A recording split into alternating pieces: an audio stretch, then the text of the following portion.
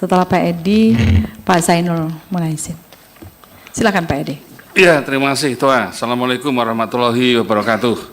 Selamat siang, salam sejahtera untuk kita semua. Ketua anggota yang saya hormati, Pak Menteri, Dirut BPJS, DJSN, dan Dewas yang saya hormati. Saya sebetulnya terganggu karena tadi itu baru pemanasan tadi. Bu Ketua ini sukanya mutus orang yang baru pemanasan, klimaknya belum. Jadi sekarang ya sudah anti klimak. Pak Menteri, kita fokus saja pada kesepakatan DPR dan pemerintah. Karena itu proses penting yang diambil oleh pimpinan DPR dan seluruh kementerian yang terkait. Dan saya kira kesepakatan itu memenuhi harapan publik. Jadi Pak Menteri, meskipun persoalan pemutahiran data itu kan sudah menjadi kewajiban kita karena diatur dalam PP 76 2015. Sudah ada aturannya itu. Memang dalam PP itu setiap 6 bulan sekali pemutakhiran data harus dilakukan. Di situ ada penghapusan, ada penggantian, ada penambahan. Karena orang miskin itu kan naik turun kan Pak. Berarti pemutakhiran data mestinya oleh negara ini reguler dilakukan agar tepat sasaran. Namun ini wilayah Kemensos, BPS, Pemda, Mendagri, itu wilayah mereka di luar Komisi 9. Jadi saya juga nggak terima kalau persoalan ini yang disalahkan itu Direktur BPJS Kesehatan dan Pak Menteri Kesehatan. Saya nggak rela itu. Karena kita sudah bekerja keras untuk mengawal JKN ini. Ini yang pertama.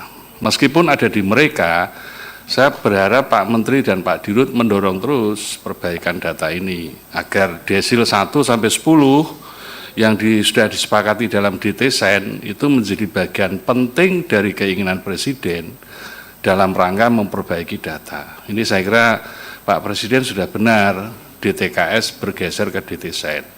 Hanya bagaimana di lapangannya, karena memang koordinasi antara pemerintah pusat dan pemerintah daerah itu lemah sekali.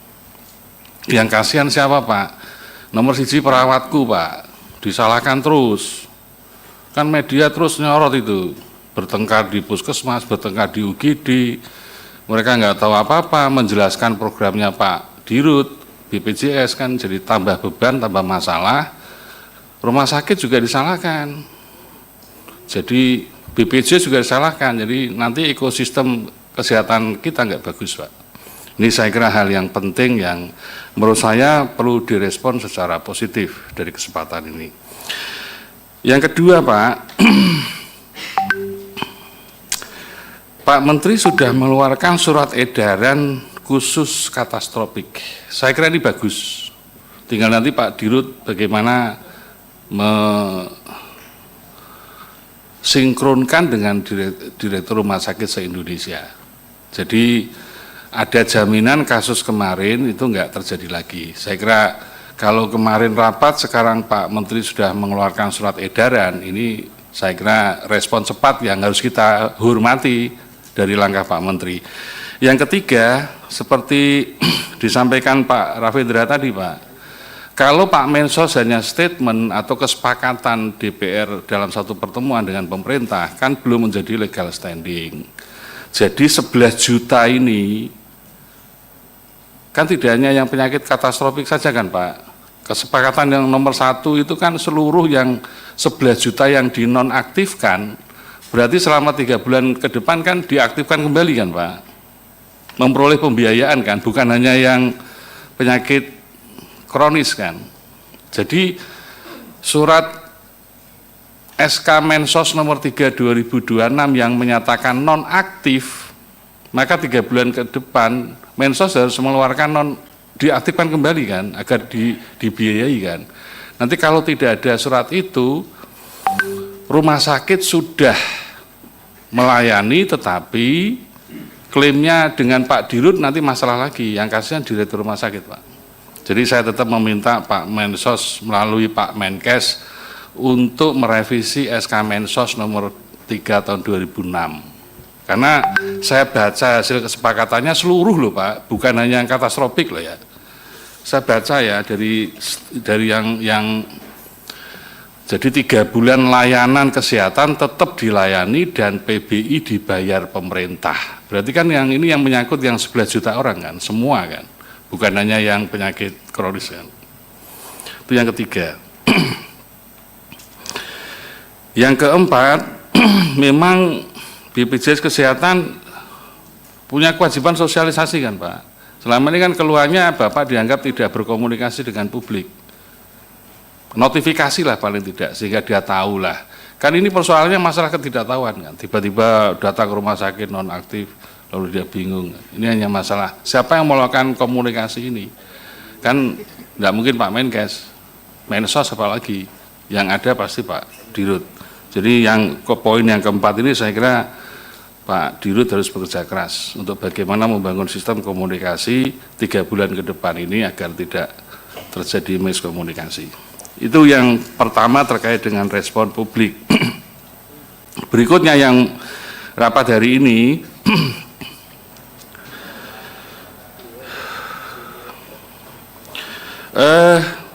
saya ke Dewas atau DJSN. Pertanyaan saya, kapan BPJS ini defisit Pak? Berapa sekarang net asetnya BPJS? Prediksinya kapan defisit? Karena kalau melihat indikator bahwa rasio klaim kita 108%, jumlah rumah sakit naik terus, pembiayaan kita menurun, banyak yang tidak aktif, berarti kan net asetnya BPJS turun terus kan Pak? Pada titik mana nol? Bulan keberapa nol? Karena nggak ada intervensi sama sekali. Dan ini mengganggu ketahanan pembiayaan kesehatan kita.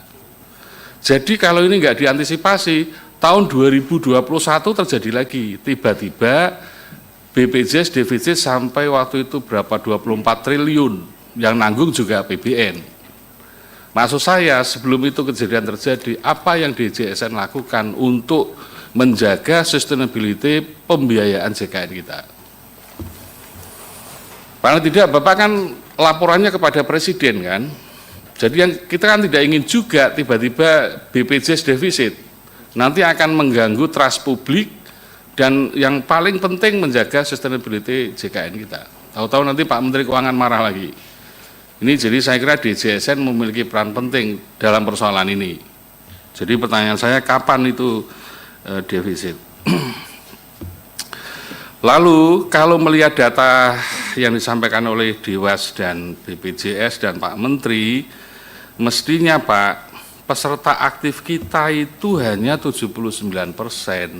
Berarti ada 31% rakyat kita yang tidak memperoleh jaminan pembiayaan dan terancam akses layanan kesehatan. Dan menurut data saya, 79% peserta yang aktif itu paling rendah. Paling rendah, sehingga Pak Menteri tidak bisa mengatakan di halaman 13, meskipun kepesertaan JKN meningkat apanya? Yang meningkat yang tercatat 98%, tapi yang aktif kan hanya 79%. Ini mohon diluruskan ini, karena semakin banyak yang tidak aktif. Kalau tidak aktif berarti sama saja dia nggak bisa menggunakan layanan kesehatannya. Jadi menurut saya kepesertaan ini sekarang menjadi hal yang prioritas kalau kita melihat dimensi UHC, di samping juga pemerataan layanan kesehatan, di samping juga dengan pembiayaan. Jadi sekarang ini ujian bagi keselamatan JKN kita dan sustainabilitas JKN kita ini dari 3 dimensi itu. Saya kira itu kritik saya pada teman-teman sekalian. Terima kasih. Assalamualaikum warahmatullahi wabarakatuh. Waalaikumsalam.